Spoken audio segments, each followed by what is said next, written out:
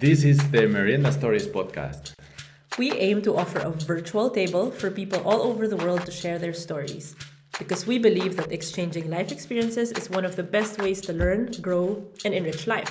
We are just real people having real conversations about real life. Over a nice merienda, why not? My name is Ana. And I am Jesus. And we are your hosts at Merienda Stories.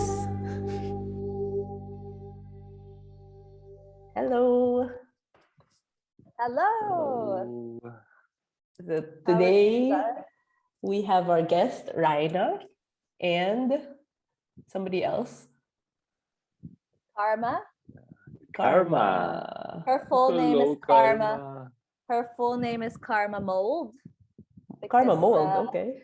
Yeah, because the charity that we adopt her from, the guy's last name is Mold. So when we go to the vet, the first time we went to the vet, they said, Karma Mold, the owner of Karma Mold. And I said, that's so appropriate because when we got her, she looked so moldy and gross. So I was like, yeah, that's her name. So we call her Karma Mold. Nice. Hello, Karma Malls. So we A pleasure invited to have Raina today because if you guys recall, we had a Merienda Stories Christmas challenge. And one of the challenges was to share with us something that you are very passionate about or something that you truly believe in. And Raina actually submitted two. So we're super thankful that she participated in that. And we wanted to hear a little bit more about the two advocacies that she shared about. Because they're very interesting. They're quite different, but there's two that she is passionate about, so we wanted to hear a little bit about it. So maybe Raina, we can start with that. So tell us about the advocacies that you believe in and why you feel strongly about those causes and how you support these causes. Because it was Christmas and it was a Christmas challenge, I remember that a lot of people gift pets to their family members. That's a big thing all around the world of that. And a lot of people actually get a dog without thinking about the future needs of the dog. And so a lot of dogs, particularly staffies, which Karma is, she's an American staffy, they're the most popular breed in shelters at the moment and in rescues. So there are a lot of dogs that need homes. So, and we've had experience fostering Karma. So we're her foster parents. We haven't adopted her. Oh, okay. Yeah. So so it would be great if people just raising awareness on the fact that there are heaps of dogs that need homes, and it's actually a really great experience to be involved in dog rescue, whether you foster or you adopt. So there are two pathways you can kind of do. Yeah. And so the situation is that people buy dogs as pets, and eventually they kind of stop wanting to take care of them and give them up to a shelter. Is that how it goes? Yeah, my understanding is there's like different cases. Some of them are that they buy a dog and then they don't realize, particularly like they don't research the breed. So certain breeds, like we know some people who might have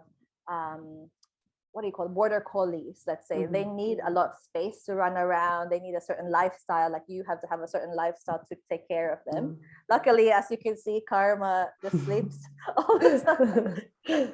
So she matches my lifestyle, to be honest. But that's one. Then the other one is there are dogs used for breeding. So a lot of breeders buy expensive dogs but don't take care of them because they're just used for breeding, not for any other purpose. So a lot of, and they breed them illegally. So usually if you're a dog breeder, you need to be registered with, I'm not sure what, but some sort of organization to say you take care of your dog. So they monitor the standards, but a lot of people don't. So we believe that Karma was actually a breeding dog. And illegally, we call it backyard breeding. So they just kind of buy a lot of dogs and then breed them over and over and over. So yeah, if you want to know about, I can tell you a bit of her history if you like. Yeah. So she was found by a charity called New Life for Animals. I saw her. We have a website called petrescue.com, and I've just been wanting a dog for so long, just I don't know, COVID. Oh, that's another reason that a lot of people surrender dogs, because they bought them or got them during COVID, and then now they have to go back to work. So that's a big issue. So it's really unfortunate. I think it's a really good idea to like foster first, so you know if that's the dog for you. Because usually, because we're fostering her, if we decide to adopt her, we have priority. It's very competitive to adopt a dog. So yeah, definitely foster as a first step. And when you foster them, and for example, they have to go through surgeries and stuff, you have to pay for them, right? No, the charity pays for everything. That's okay. Yeah. So ideally, most charities, like bigger charities, like we have one here that's like the Lost Dogs Home or whatever. They will pay for like all the food, basically everything for the dog, like vet visits, everything like that, because you're the foster carer. But yeah, that's our issue for her too. Once we adopt her, if she needs another surgery, that will be our cost, and no one's going to insure this dog. Like insurance, pet insurance, forget it. So the charity has done a good job like raising funds for her, but it is really hard for them because they're a small organization. Yeah. Do we have any merienda? Oh yeah, let's take a merienda. Yes. I do have merienda. I want to eat, but I want to present it before. So what do you have, Raina? What do you have? I have an Australian classic. Tim Tams. Tim Oh Tam. my god, I know. Have you had a Tim Tam before? Okay, no. It's a chocolate covered cookie that Australians are known for. So it's little. And I got the Murray River salted caramel flavor. You usually eat this with tea, and Australians have a thing. No, Karma, not for you. They usually have a Karma thing called. needs a merienda also. I know. I'll give her one later. She's had her dinner. We have what we call a Tam Slam, where you bite one corner and then the other end, and then you use it as a straw for your tea. Oh, really? What? Yeah. So because it's a little bit hollow inside. It's like it's a biscuit, so it like gets soggy inside, and then you can drink your tea from it. Not bad. There you go. No, Tam Slam. There you go. What do you guys have? Raina, the fun fact, my parents used to have a bar, and it was called Tim Tam. Yeah. No way. Yeah. Was it named after Tim Tams? Yeah, I think so. Really? So yeah. Or I'm not sure. We'll need to invite them for an episode and ask them about that. Yeah. How about you, Jesus? Anna. No, ladies first. Oh, okay. So we're having breakfast. It's 10 a.m. now. We have quite of a time difference. Raina is in Melbourne, so it's in the evening for her. But I'm having breakfast, so it's a croissant with guava jam from the Philippines. I love it. It's so good. Super good. So good. And tea. Is it sour? It's more sweet, the guava jam, I think. But not as sweet as other jams. That's why I like it. Exactly. So I have green tea, and I make a combined plate with some pineapple and some apple cakes, of course, because I like chocolate a lot. Also a bar of dark chocolate. This is from Spain, normally used for desserts, but I like it a lot like that. So that's my breakfast. Where did the apple merienda? Apple cookies, right? Where did apple that come cookies from? This came from when we were in Strasbourg. So Ryan, you talked about another advocacy that you believe in, so supporting refugee children, and I think maybe we can talk a little bit about that. And I think I don't know, my guess is that it's somehow also a little bit related to what you do for a living or your profession. So maybe you can talk a little bit about that and why you support that cause and what the connection is to what you do on a daily basis. Yeah, definitely. That would be, it is really related to the work that I do. So I'm an occupational therapist. So that's background. I've been working as an occupational therapist for 10, 11 years now. It's been a while. Bit old.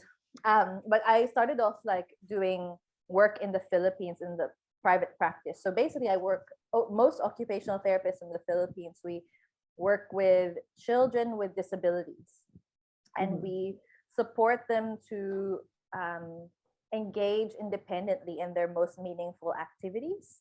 So the term we always every time an OT talks about our job, we always say occupation sounds really like a job, like, oh, you help someone go back to work or something like that. It did used to be like that, but it's kind of evolved to helping people live an ordinary, meaningful life. So everything you do, like eating merienda, that's part of your occupation because that's meaningful for you, especially for our cultures. So for kids, their main occupation is to play, engage in self-care activities, and also attend school or participate in some sort of learning. So as an OT, that was my goal. It was like to identify how the disability affects that child's engagement in activity. So we always work with like speech therapists and physiotherapists, and it really came out of like the thought that even if you can, let's say you break your let's use Jesus's ACL injury as an example. Like even if you repair that joint and it's fixed, it still is different whether you can go back to playing football, if that's something that's really important for you. So the rehab that you need to be effective and go back to that meaningful activity is different to just doing exercises. So it's kind of like that. So that's kind of where I started, and I guess one thing about disability that I always like to talk about is it's not always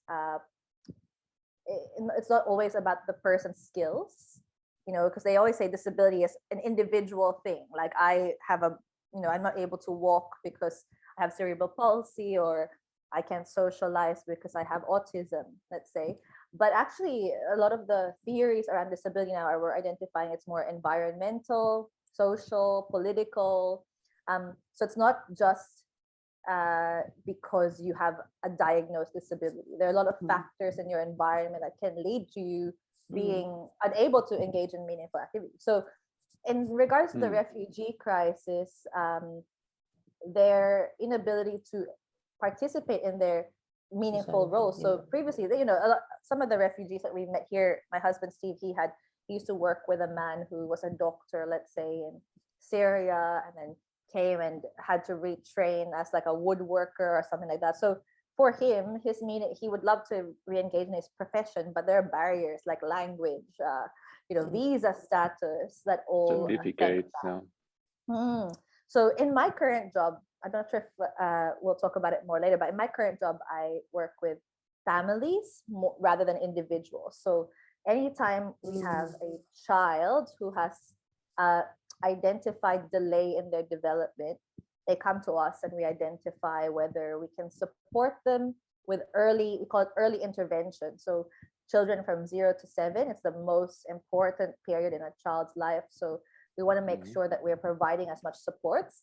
But often like therapists, you view it and you're like, okay, the child has delays, they can't speak. How can I use strategies to help them speak? But sometimes a lot of the time I notice that it's not just that, actually. Like the family doesn't know how to enroll their child to kinder. They don't know how to, access a play group. So there's so many factors. And a lot of the families that we have in the area that I live in are from refugee backgrounds or Arabic speaking backgrounds, migrant communities. So it's not so much just helping them with the actual issue that their child has. It's more supporting the family as a whole. And that's kind of how I got involved in the refugee. So you actually have, because it makes sense, right? So it's not just about supporting the child, but also supporting the family to be able to create an environment that supports the child. So you engage actually with the parents, with the siblings, and help with that. Yeah, because at the end, I think the most important is that the family learns to support the child, right? Yeah. Because you will be gone at some point, and the family is the one who is with the child the whole time. 100%. You could totally be an OT. That's kind of what we're advocating for. It's that, parents are the first teachers of their child, and it's so relevant now that we're in COVID, where parents are actually having to be the actual teachers because they're homeschooling for their children. Oh yeah. And it's creating such a challenge and shift in mindset. Maybe you have some suggestions, like for people who, aren't really, related to this, like doing anything specifically around this topic. Like, do you think there are ways that people can get involved or help out? That's a good question. I think the main thing is just learn about the stories. I think that's a good first step, because it's so overwhelming to hear the news, and the news isn't really a story. It's just, and you can get desensitized to all of that because it always looks like there's war. I always hear about, people dying on the boats coming over from, it's just really overwhelming. I think if you read about it, watch some shows about it, and listen to people's actual stories, and that's a good way to contribute to the cause, and learn more about the cause, I guess. And then in terms of helping out, here in Australia, there's like really amazing like community efforts. Like one of them is, there's a place near us called Second Stitch, and it's actually like vocational training for refugee women, and it teaches them to like sew and what do you call it? Like it's like tailoring, like teaching them how to. So I actually go there for any repairs, like clothing alterations and repairs. That's cool. It provides them with a livelihood. Plus, they're so lovely there. So there are, like I say, smaller community organizations in your communities that maybe you can research about, where they're trying to provide access to livelihoods for refugee people who are trying to settle or integrate into the community, because it's a good way. There's actually the Asylum Seeker Resource Center here does also like I don't know if it was only due to COVID, but they were doing a catering service where they would cater and do cookbooks like for their traditional meals. So food, I think that's why your podcast is so good. Food always brings people together. So it's like you can try like a Syrian feast and learn more about their culture and then their experiences through that way. Yeah, no, that makes sense. And you're right about just like looking in our own communities, because I think it's probably more personal that way as well, when you kind of find out what you can do in your specific community. I think that's the thing. It's really empowerment, isn't it? Because they, often I feel like with advocacies or charities, people are always like, oh, I want, it's that, that complex of I want to save them, or but I think it's shifting the perspective that we actually want them to have their quality of life and their dignity back. So I think efforts to support them to reintegrate and show, art. There's so many refugees that are exhibiting their art all around Europe. Like there's so many different things that you can do apart from just donating.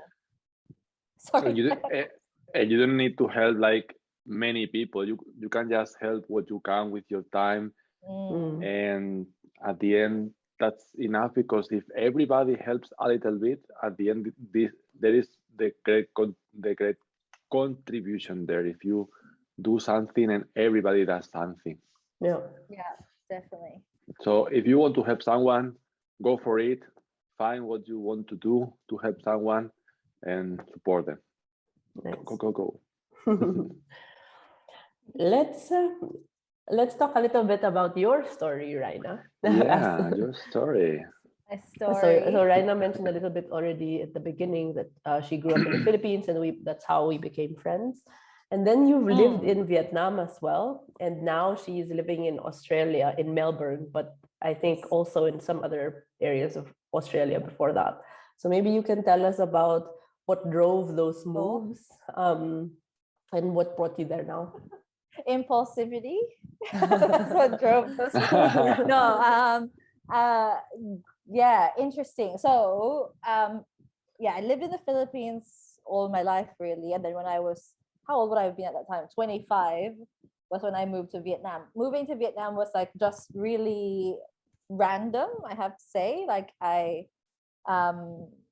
was given the opportunity to support a child with autism. And who I had worked with in the Philippines. It's a lovely, lovely family there. So like they're just super great advocates for their child, and they were moving to Vietnam, and they told me that they didn't have any services there. So they were like, we're moving to Vietnam. We don't have any therapists. Do you want to come?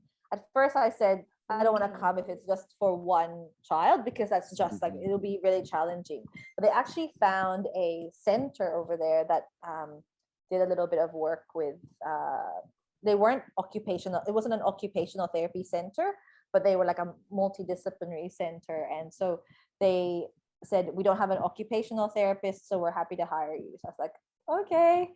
I had never been to Vietnam before that, so I just like packed my bags. My parents helped me find a rental apartment, move there, and that was that. I was there for 3 years. Have you been to Vietnam? Have either of you been to Vietnam? Yeah. Anna J has. Yeah, but I think not when you were there. So before. Yeah, not when I was there. Oh, yeah.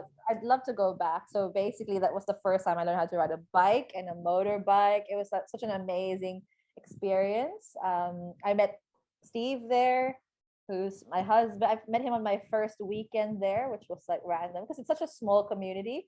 So we all kind of knew each other. But I was the only OT in the whole of Vietnam. So like it was just really overwhelming. I was working like I would do trips to like Hanoi, which is in the north, and then Ho Chi Minh, Saigon, which is in the south, like just going back and forth, doing training for like parents of children with autism. And then I realized after a while, it's like, I think I need more professional development. Like I can't be like at the top of the food chain at 25. Like that's just not appropriate. I had so much more to learn. So I was like, okay, what will we do next? And luckily I was contacted by an Australian university because they send, so they have interns. So basically our OT program is like 4 years. So at the 4th year, you have to do a placement, an internship. Mm-hmm. And that Australian university sends their students to Vietnam, a hospital in Vietnam, public hospital in Vietnam, as their last placement for the year. And so they said, oh, we would really like, rather than sending our own supervisor from Australia to Vietnam, who doesn't know much about, the Vietnamese population, is there a Vietnamese, not a Vietnamese OT, but an OT who's based in Vietnam? So I put my hand up and I did that for 2 years. So I was supervising students, Australian students, and that kind of made me realize what the practices were in Australia as well. Made me learn a little bit more about the professional development there. So after that, we kind of just, I don't know how we ended up in Melbourne, honestly. I still asked Steve, I was like, why did we choose Melbourne? It's like, I don't know. We just kind of booked the ticket. So I was like, okay. So we moved here in July 2016. Freezing cold, did not expect that. It's like Melbourne's in the south. And it was like single digits. And we had just come from Vietnam. Like it was not. It's like I thought Australia was supposed to be like beaches and sunny, and then it was supposed to be really nice. But it did become nice one spring. Like that was literally, we couldn't have arrived in like the 1 week that it was horrible. So that was our first impression of Australia. And then when did you move to Germany, Anna? I moved to Austria in 2014 and then 16 to Germany. Yeah. Oh, so 16 to Germany. Okay. So we've been here kind of the same amount of time. Is it 5 years? Wow, I can't believe I've been in Australia for 5 years. What you just said kind of reminds me of when I came to Germany, because I came to Germany also on a 4th of January, which can be a worst time to come here because January, February is like extremely cold. So I came here on a 4th of January. There was snow everywhere, minus temperatures, and I almost didn't see the sun for 3 months. So this was my start in Germany. It was wow. And you are right. Afterwards, it gets better because, well, it cannot get worse, right? Okay, so I was lucky. I moved in autumn, so in fall. Oh, no. Okay, Next one, but So I have a nephew which is actually planning to move to yeah. Australia in a couple of years. Oh yeah. So yeah, but in general, what would you say to anyone who is planning to move to Australia in the next couple of years?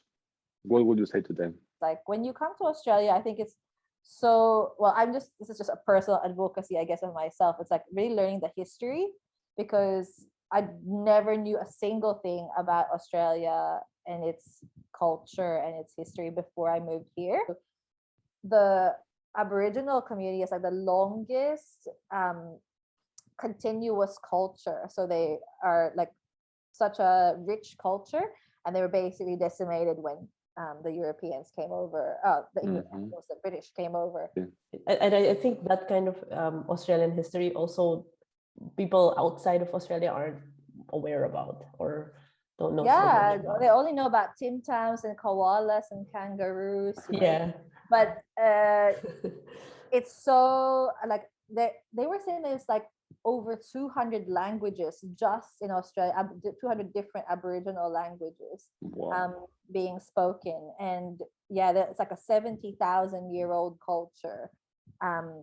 Just coming with the mindset that it's there's a lot of things that we need to learn more about the culture here. That's cool. I hope the people who are listening also picked up a few tips on how you guys can support the causes that Raina talked about, or just be active in the communities that you guys live in. So thank you so much, Raina. Thank you for having me. Thanks a lot. It was Thank great you to have so you, much. Raina. And thank you, Karma, even if you're just sleeping. Bye-bye, Karma. Thank you for joining us at Merienda Stories. Tune in next time for more stories. Real people having real conversations about real life. Over a nice merienda. Gracias. Maraming salamat.